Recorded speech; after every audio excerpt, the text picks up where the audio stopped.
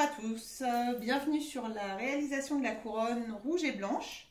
Donc j'ai fait des vidéos pour toutes les couronnes, vous êtes la dernière, donc normalement je commence à avoir l'habitude. Donc du coup vous allez avoir votre kit couronne dans ce sac là, donc c'est les sacs que je vais offrir pour la fin de l'année, donc tout le monde va en avoir, mais vous êtes les premiers à les avoir. Donc c'est des sacs réutilisables. Dedans vous allez avoir un petit sac en plastique, donc là en papier pardon, il est vide parce que j'ai déjà versé tout le contenu du kit. Donc dans un kit vous avez toujours à peu près la même quantité de décoration. La seule chose qui va changer, parfois vous aurez une étoile, quelqu'un aura un sapin, enfin voilà. Parce que dans les boîtes qu'on achète, il y a un petit peu tous les sujets, donc c'est peut-être la seule différence qu'il va y avoir. Mais en tout cas, vous avez exactement la même quantité. On a mis les choses une à une, donc on n'a oublié personne, vous inquiétez pas. Donc on va réaliser une couronne plutôt de porte. Donc si vous avez l'intention de décorer pour poser sur une table, c'est pas du tout ce que je vais faire. Faudra la décorer autrement. Vous trouverez des choses sur internet normalement pour faire une couronne. Là c'est vraiment pour faire une couronne de porte pour pouvoir l'accrocher ou alors la poser sur un meuble, hein, bien sûr, mais plutôt voilà. On va plutôt travailler sur une couronne qui sera plutôt sur le dessus. Donc du coup, c'est parti. Pensez bien à brancher votre pistolet à colle au moins 15 minutes avant de commencer. Tout simplement parce qu'il faut que la colle soit vraiment très liquide, très très chaude. Comme c'est du plastique, comme c'est quelque chose qui va être posé debout à la verticale, il vaut mieux avoir voilà, une colle qui prend bien. Si c'est les enfants qui réalisent, je vous conseillerais de coller à leur place, de leur demander où ils veulent mettre la décoration et de la coller vous-même, parce que les accidents, ça arrive très vite avec les pistolets à colle. J'en ai déjà fait des frais. Donc vous avez dans un kit plusieurs décorations. Vous allez avoir à chaque fois des boules, vous allez avoir des petites décorations naturelles, donc toujours hein, un petit peu de pommes de pin, des petites choses comme ça. Et vous allez avoir des petits sujets, des étoiles, des petits sapins, voilà. On va tout mettre les uns après les autres. Moi, j'ai aucune idée à quoi elle va ressembler. Je vais la faire vraiment en direct pour vous faire voir que ça sert aussi à ça, hein, la créativité. Vous n'êtes pas du tout obligé de reproduire ce que je fais. Au contraire, hein, si vous avez envie, la boule rouge, vous n'avez pas envie qu'elle soit à cet endroit-là, ben, n'hésitez pas, mettez-la ailleurs, il n'y a pas de souci. C'est vraiment juste pour aider les personnes qui n'ont pas trop l'idée ou qui n'osent pas se lancer. Hein. Il n'y a pas de problème. Donc c'est parti. Donc on va commencer toujours par les sujets les plus gros. Donc en général les boules. Hop. Donc là vous pouvez recouper un petit peu le petit bout de bois si on vous l'a laissé un petit peu long. Mais ça n'empêche pas, quoi qu'il arrive, vous mettez beaucoup de colle. Donc vous en mettez un peu à la base, vous en mettez un peu sur le bâton. Voilà. Et vous venez la glisser dans votre sapin. Donc avec le bâton forcément ça tient encore plus vite.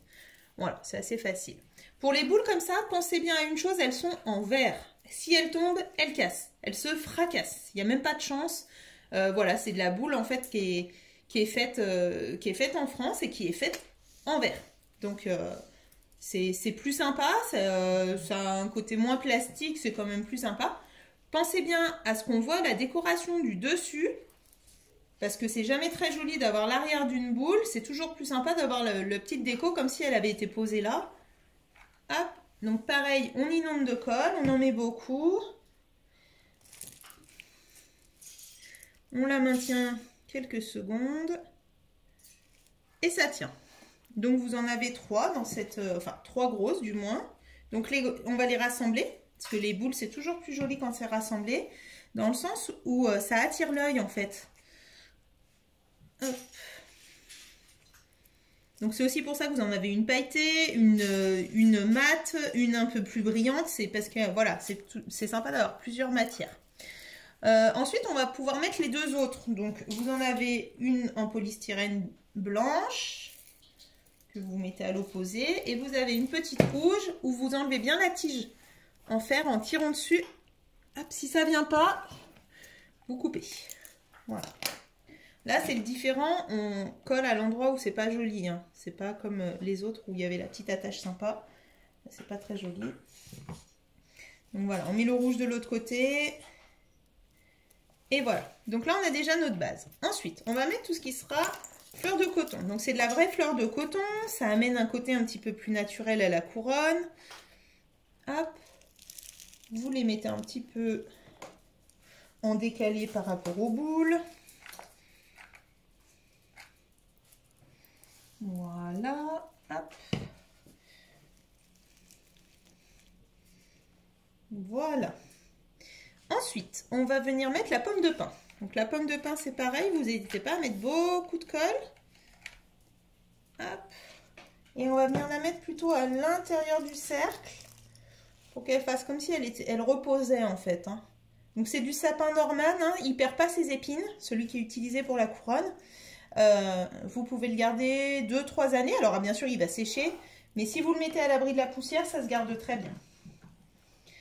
Donc là, on a mis notre petite pomme de pin qui permet d'avoir voilà, un côté un petit peu cassant pour le cercle. Et ensuite, on va venir commencer à mettre les bâtonnets de cannelle qu'on peut mettre un petit peu en cassé. On peut les mettre aussi un petit peu en hauteur en les glissant. Voilà, ça fait toujours, c'est toujours un peu plus naturel que des bâtonnets de cannelle qui sont complètement couchés. Voilà, c'est toujours sympa d'en avoir un petit peu en hauteur. On va venir mettre aussi du bois flotté. C'est très léger, ça a des petits arrondis, donc n'hésitez pas à vous en servir. Pareil, on essaye de ne pas mettre quelque chose de très plat. Vous étudiez en fait votre bois flotté avant de mettre la colle. C'est-à-dire que vous regardez quelle forme il a et vous le collez à l'endroit où vous voulez que ça tienne. Si par exemple vous voulez qu'il ressorte beaucoup, vous allez venir mettre votre colle ici. Si vous voulez qu'il ressorte pas trop, ici. Et si vous voulez qu'il ressorte pas du tout, vous le mettez en dessous. Vous pouvez faire plusieurs essais avant de coller vos éléments. Hein. Voilà, là on a mis le bois flotté. Ensuite, on va venir mettre une petite étoile blanche ici sur le bâton de cannelle. Voilà, qui ressortent bien. On a ensuite le petit cadeau, donc là vous enlevez bien, hop, vous tenez le papier parce que sinon ça arrache tout. Vous enlevez bien parce que c'est plus simple de les coller que de les piquer dans de la paille. Et on va venir le mettre par là, vers la boule. Voilà. Donc vous aviez une deuxième boule en polystyrène tout à l'heure que j'avais pas mise. Vous la mettez vers l'autre. Comme ça, ça fait moins... On a moins l'impression d'avoir une boule qui traîne comme ça. Ensuite, vous allez avoir un petit sujet en bois. On va peut-être le garder pour le haut. Vous avez des petites boules comme ça. Pareil, vous allez enlever la tige en fer. Et vous voyez là, on voit qu'il y a un petit creux, il y a un petit trou. Donc on va venir mettre les deux boules ensemble ici. Voilà, ça ramène encore un peu de rouge. Ensuite, une petite pomme de pin qu'on peut mettre ici. En fait, tout simplement, je vais vite, mais j'étudie en fait où ressortent les couleurs. Je regarde pas forcément ce que je suis en train de coller, je regarde plus la couleur. Si je trouve qu'il y a beaucoup de rouge au milieu, je vais pas venir remettre du rouge. Voilà, petite pomme de pin. Ensuite, on va venir coller le petit morceau de bois. Donc, c'est le morceau de bois de la branche de coton que j'ai gardé exprès parce que j'aime pas trop jeter. Donc, vous allez avoir le petit bout de bois qui va casser l'arrondi. Et là, vous allez pouvoir venir mettre par-dessus des petits sujets. Alors, on peut commencer par la petite étoile blanche. Le cœur. On peut le mettre légèrement décalé. Alors, vous avez soit un cœur, soit un renne, soit une étoile, soit un flocon, soit un sapin, je crois. Voilà, vous avez forcément un sujet en bois rouge. C'est sûr. On a fait les sacs un à un, on n'a oublié personne. On a la petite tête de reine qu'on peut venir mettre sur le bois. Et on a des petits morceaux d'étoiles qui sont pareils, qui sont en bois naturel. Donc on peut venir jouer aussi sur les textures. Et on a deux étoiles bien brillantes qui, elles, peuvent venir finir la déco sur le bas, aux endroits où on trouve qu'il manque des petites choses. Voilà. Et dedans, vous devriez trouver aussi des mini étoiles rouges. Alors là, faites bien attention à vos doigts. Et il faut plutôt les mettre sur quelque chose, ces étoiles rouges. Sinon, elles ne tiendront pas sur le sapin. Elles sont tellement petites.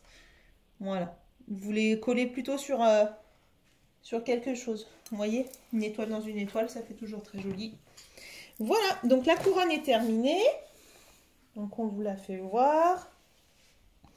Donc ça, c'est la couronne rouge et blanche. Maintenant, vous avez une petite astuce si vous avez envie de remplir un petit peu plus et que vous n'avez pas forcément d'autres sujets ou d'autres choses, vous n'avez pas forcément envie d'acheter d'autres choses. Vous avez la neige, donc la fausse neige, la neige carbonique. Donc, vous l'avez en bombe. Alors, moi, je peux vous en avoir. Donc, la bombe coûte 10 €. Si vous en voulez, il faudra bien me le dire à l'avance. J'en ai 5 ou 6 de disponibles. Je pourrais en avoir la semaine prochaine. Si jamais il vous en manque, il n'y a pas de souci. Il faut bien me le dire à l'avance. Cette neige, en fait, va nous permettre de remplir les endroits vides. Vous allez voir, c'est un peu magique. C'est que même sans décoration, du coup, ça remplit les vides très facilement, très rapidement. Et surtout, ça nous permet de venir mettre les petites paillettes qu'on va vous avoir mis dans un petit sachet. Vous avez tous un petit sachet de paillettes. Donc là, les paillettes, vous pouvez les mettre sur les fleurs de coton, sur la neige. Et si vous n'avez pas envie d'acheter de la neige, que vous n'avez pas ça sous la main et que vous n'avez pas forcément envie d'investir, vous pouvez très bien utiliser de la laque pour cheveux. Vous mettez de la laque sur votre sapin et tout de suite, vous mettez vos paillettes. Ça tiendra. Voilà. Sachez que la bombe à neige, c'est jamais perdu. Ça se garde 2 à 3 ans sans aucun problème. Et vous pouvez l'utiliser sur un sapin de Noël. Par exemple, si vous manquez des décorations à un endroit, vous trouvez que ça fait un peu vide à l'œil, et ben, je vous assure, vous mettez un petit peu de neige. Ça, à l'œil, c'est incroyable. Ça remplit tout. Voilà. Donc là, on a notre couronne qui est terminée. Donc vous voyez, elle est bien complète. Finalement, il n'y a pas besoin d'avoir des millions de décorations pour avoir quelque chose de joli. Il va nous rester juste quelque chose à faire. Donc, vous avez un petit morceau de ruban dans votre sac. Si vous avez regardé cette vidéo avant de faire votre couronne en entier, je sais que certains l'auront fait, vous pouvez le faire avant. En fait, je ne le fais pas avant déjà parce qu'on ne met pas forcément les boules là où on pense au début. Et quand on veut être bien droit, on le met souvent après le ruban. Bah, c'est sûr que c'est un peu moins pratique. Hop. Et du coup, vous faites bien un nœud en haut.